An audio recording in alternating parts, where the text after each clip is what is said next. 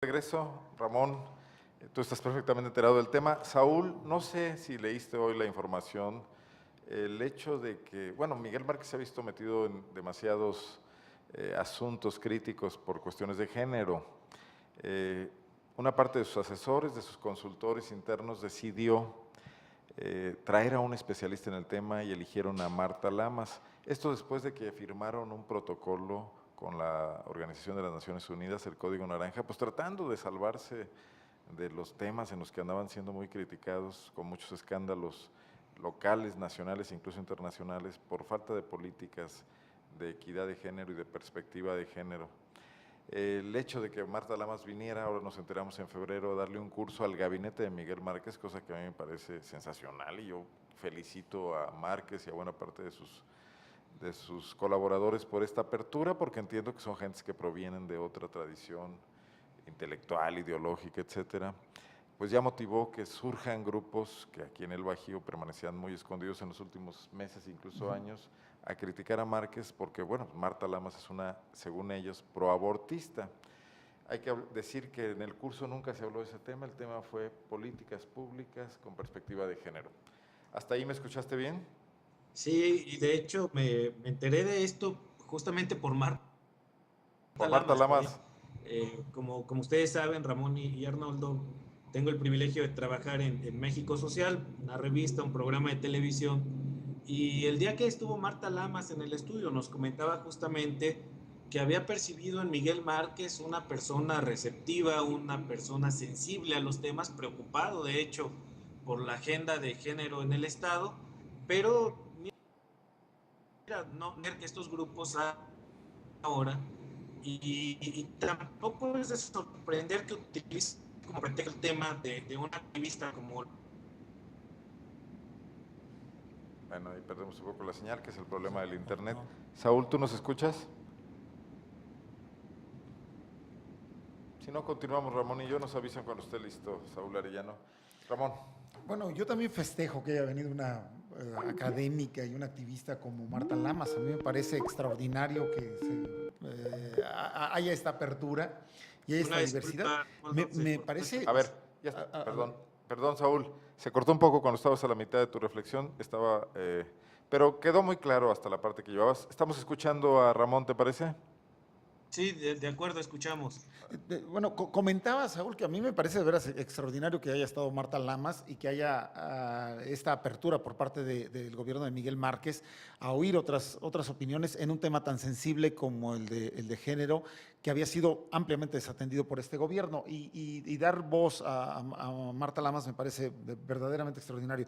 Me resulta muy preocupante el llamado de estos grupos de ultraderecha por la intolerancia con la que se manifiestan, que bueno, además es una intolerancia que los caracteriza desde siempre, pero tal parece que no puede haber otra visión en los temas que abordan, concretamente en el caso de género, más que la de ellos. ¿Sí? Y un gobierno que tiene que hacerlo para todos, para los 5 Sí. millones de guanajuatenses que vemos, pues resulta, bueno, más los que Márquez no corre el riesgo de ser lo peor que puede haber en política, que es un apóstata, ¿no? claro, claro. Un traidor a su causa. Efectivamente, Le porque van a queda en reclamar medio, más ¿no? los que eran sus cercanos que otros, ¿no? Queda en medio y tiene que salir a clarificar su posición en términos de estar a favor de la vida y no estar a favor del aborto, Pero que no era el además tema, el como tú tema no mencionas. está en debate, ¿no? O sea, Exactamente, o nadie sea, está modificando las leyes. si hubiera venido Marta Lamas a hablar sobre el aborto, bueno, pues qué bueno que hubiera dado su punto de vista y qué bueno que se esté generando un debate en torno de ello.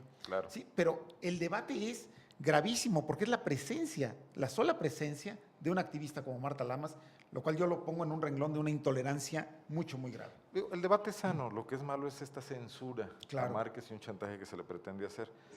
Saúl, te escuchamos de nuevo. ¿Sí nos escucha, Saúl? Bueno, escuchamos bastante bien en la primera parte, esperemos restablecer la comunicación.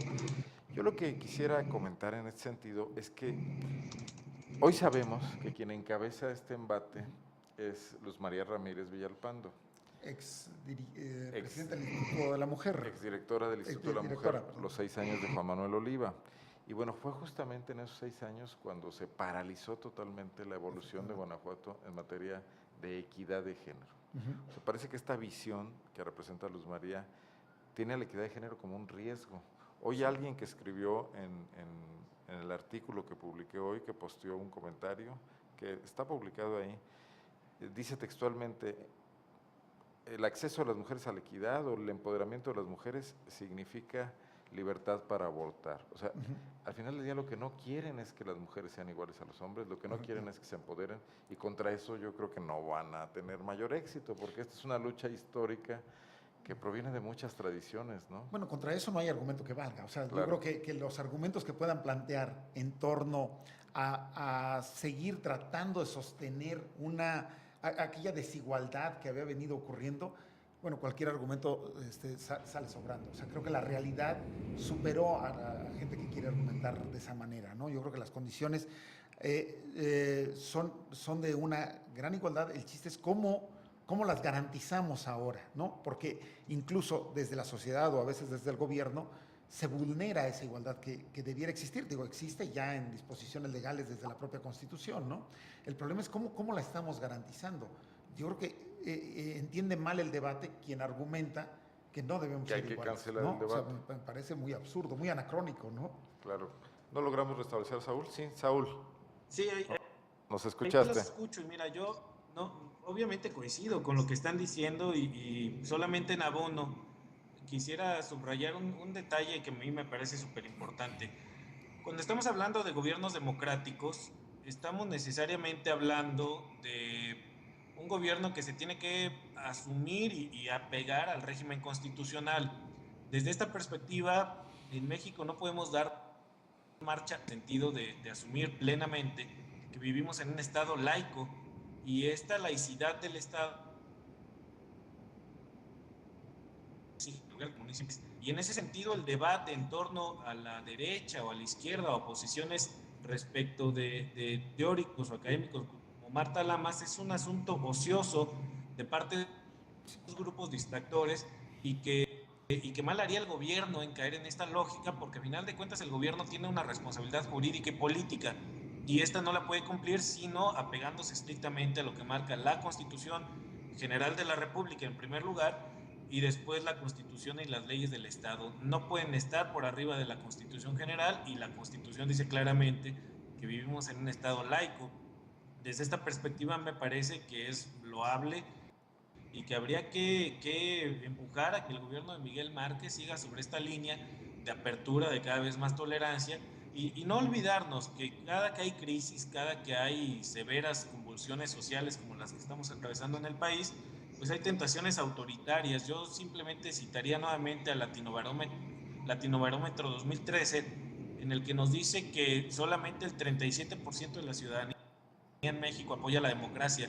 A mí me parece que es la parte riesgosa y volviendo al tema de los medios, si tenemos una sociedad en la cual no solamente hay grupos ultraconservadores empujando al gobierno y presionándolo, sino medios que le dan la espalda a la ciudadanía, pues estamos generando un caldo de cultivo que puede atentar severamente en contra del orden democrático. Grupos, por fortuna, cada vez más minoritarios.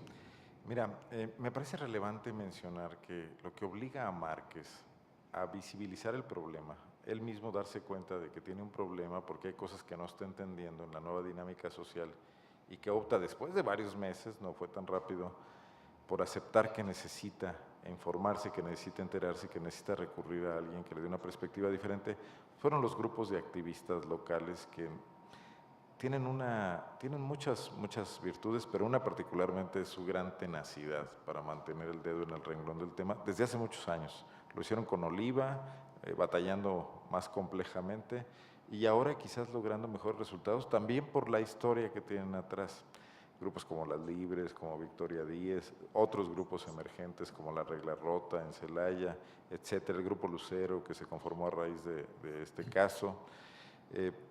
Todas ellas han ido empoderando a víctimas que antes estaban invisibles, desaparecidas y sin ninguna posibilidad de poder defenderse mínimamente de las agresiones de que eran objeto.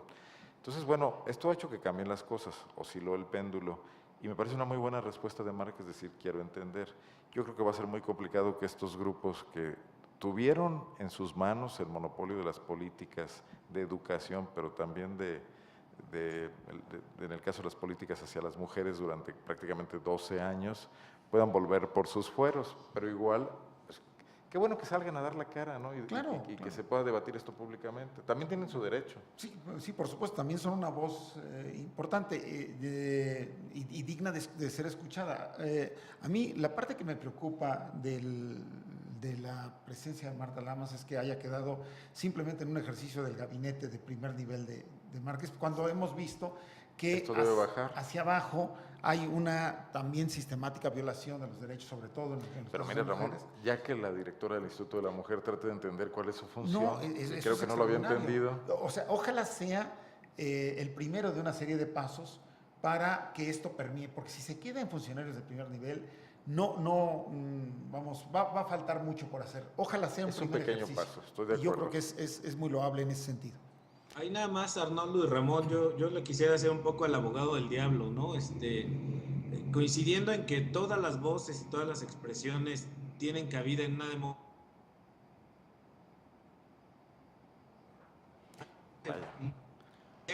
A ver, que nos dice que los derechos humanos no pueden someterse a consenso, ¿no? Ahí la cuestión que yo vería peligrosa es que estos grupos, que sin duda alguna tienen derecho a expresar lo que quieran, si quieren en privado y si lo quieren hacer en público, no lo podrían hacer en tanto que están violando los derechos humanos de las mujeres.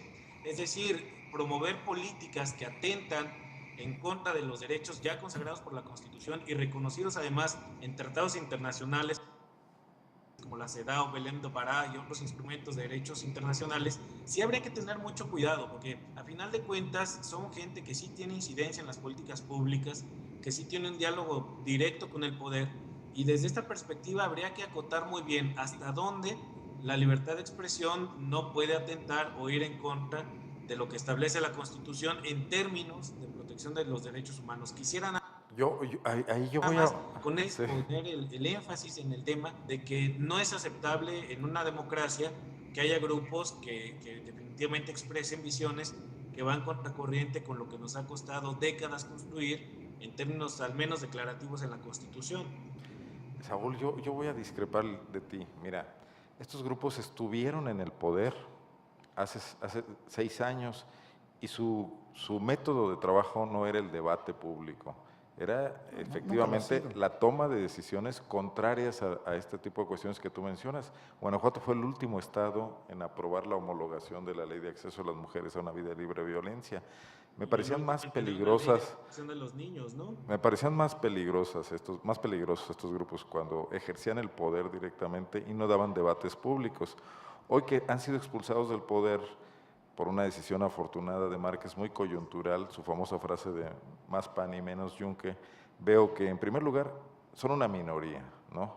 Lo cual demuestra que era totalmente ilegítimo que estuvieran empoderados en cargos como el Instituto de la Mujer o la Secretaría de Educación Pública. En segundo lugar, que salgan a las calles a debatir, porque el peso de los argumentos y de la tradición que establece que los derechos humanos son la mejor forma, el respeto a los derechos humanos son la mejor forma de vivir en una sociedad, debe por sí mismo caer y sus críticos ser vencidos en este debate público por argumentos, ¿no? No, en esa lógica estaría completamente de acuerdo, ¿no? Nada más la cuestión que yo puntualizaba era los derechos humanos no se pueden someter a debate o a consenso, porque luego les da tentación, Arnoldo. El problema es que no se han acabado de ir y las tentaciones ahí en el Congreso siguen en algunos cargos, si bien es cierto que ya no están en la primera línea, digamos, de la toma de decisiones, es cierto que siguen teniendo una interlocución. Yo sí creo que hay que defender esto públicamente. Qué bueno que den la cara, como dice Ramón, eso sí hay que reconocerlo como un logro y un avance democrático, pero sí habría que tener cuidado con qué espacio se les da para tener voz. Pero fíjate qué importante. Sobre todo en términos de que son grupos que van, insisto, en contracorriente de lo que establece la Constitución. Yo lo ubicaría en dos momentos, Arnoldo y Saúl. Una, el debate en sí mismo, y yo creo que en el debate debemos escuchar a todos, a todas las voces. En algo que mencionaba Saúl, me parece clave